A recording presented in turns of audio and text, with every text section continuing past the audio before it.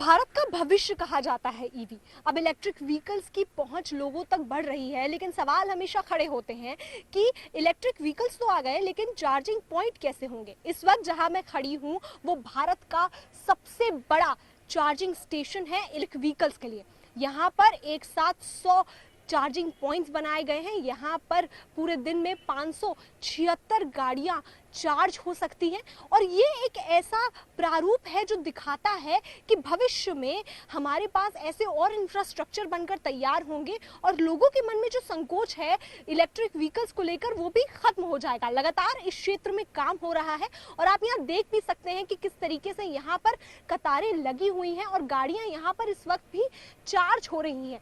सबसे खास बात जो यहाँ की है वो ये है कि यहाँ के जो चार्जिंग पॉइंट्स हैं उसके अंदर डुअल चार्जिंग पॉइंट बनाए गए हैं, यानी कि एक साथ में 2 गाड़ियाँ यहाँ पर चार्ज हो सकती हैं। तो ये एक सफल जो परिणाम है इस मेहनत का जो लगातार चलती आ रही है और जो एक सुनहरा यहाँ पर हमें भविष्य देने के लिए काम भी कर रही है। और मेरे साथ में मौजूद हैं सुधेंदु ज्योति सिन्हा जी। उनसे मेरी पहले भी बातचीत होती रही है सर, जब हम इलेक्ट्रिक व्हीकल लॉन्च कर रहे थे और आज यहाँ हम चार्जिंग पॉइंट्स तक आ गए हैं। मेरा सवाल पहले भी ये था कि चार्जिंग पॉइंट्स कब आएंगे सर, कितने ज़्यादा होंगे। आज इसमें एक सवाल ये जुड़ता है कि अब हमारे पास लार्जेस्ट तो है, लेकिन कितनी जल्दी ऐसे चार्जिंग पॉइंट्स हो जाएंगे कि हमें ढूंढने नहीं पड़ेंगे, हर जगह हमें मिलेंगे। ये तो डिमांड का भी इश्यू हो गया, कितना डिमांड है, लेकिन इसको आप मान के चलिए कि मैक्सिमम जो ट्रैक्शन लगेगा समय, जिस पॉइंट ऑफ इन्फ्लेक्शन बोलते हैं, वो 2 वर्ष, 2 से 3 वर्ष, उससे ज़्यादा वक्त नहीं लगेगा। अभी आपने खुद ही मिस्टर सिन्हा ने बताया कि अगले महीने फरवरी में वो फिर एक नया इस तरह का यूनिट लगाने जा रहे हैं। सारे राज्यों में इसकी पूरी मुहिम चल रही है।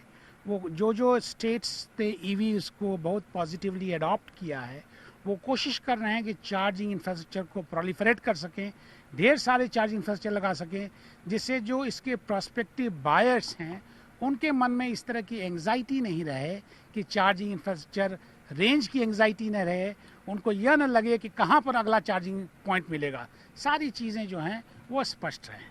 धन्यवाद सर। एक सवाल ये भी आता है, चूंकि अब जब बनने लगे हैं चार्जिंग इंफ्रास्ट्रक्चर तैयार हो रहा है, तो एक समय सीमा कम हो, क्योंकि गाड़ियां हमारे पास जब इलेक्ट्रिक व्हीकल्स बढ़ेंगे तो हमें फिर ज़्यादा जगह की ज़रूरत पड़ेगी। ऐसे में जो चार्जिंग का समय है वो सर कब तक कम हो पाएगा?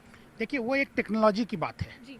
टेक्नोलॉजी की बात है कि पहला चीज़ कितनी जल्दी चार्ज हो सके, साथ ही साथ ऐसा ना हो कि उस चार्जिंग को तेज करने के चक्कर में आपका बैटरी का जो स्ट्रेंथ है वह कम हो जाए।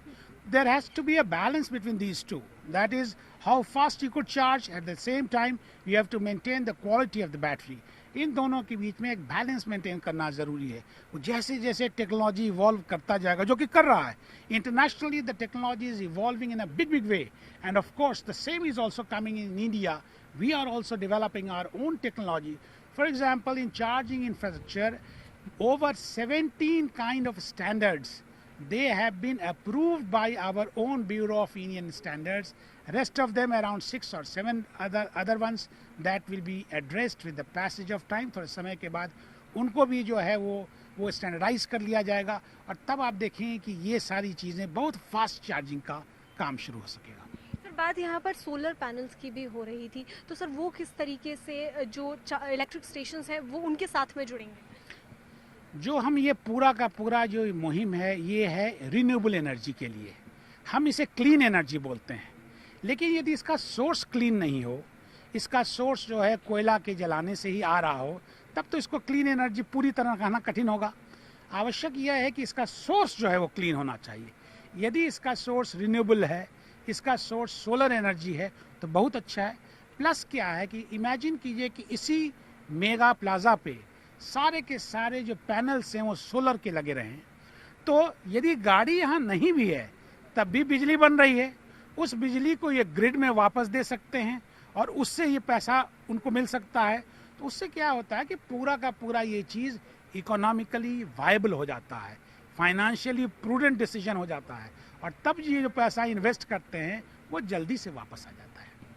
तो सर, इससे ये उम्मीद की जा सकती है कि जल्द ही हमारे यहाँ बहुत सारे चार्जिंग स्टेशंस होंगे और इलेक्ट्रिक व्हीकल्स भी बढ़ेंगे? बिल्कुल, पूरी उम्मीद कीजिए।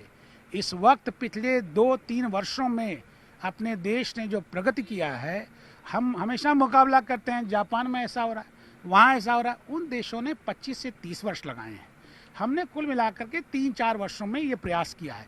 उस प्रयास में भी हम इतनी तेजी से आगे बढ़े हैं कि पूरा अंतर्राष्ट्रीय जो कमिटी ऑफ नेशंस है वो मानता है कि भारत इसमें बहुत ही अच्छा परफॉर्म कर रहा है। इसीलिए वो हर तरह की सुविधा पूरे अंतर्राष्ट्रीय स्तर पर आपको रिकॉग्नाइज करने को वो तैयार होते हैं।